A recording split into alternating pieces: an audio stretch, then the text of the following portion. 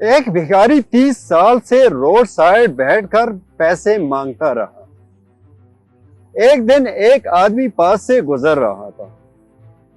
بھکاری نے کہا، کچھ دے دے سر۔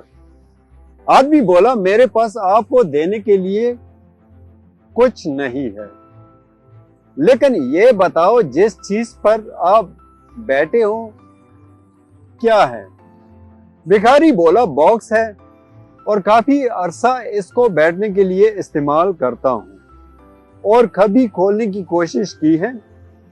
بھکاری بولا، نہیں، اور خالی ہوگا، کچھ بھی نہیں ہوگا اندر۔ آدمی نے اصرار کیا کہ کھولیں آپ، اور جب کھولا تو یہ دیکھ کر وہ حیران رہ گیا کہ اندر تو سونا اور خزانہ ہے۔ اور تب سے اس بھکاری نے پوری زندگی خوشی سے گزاری۔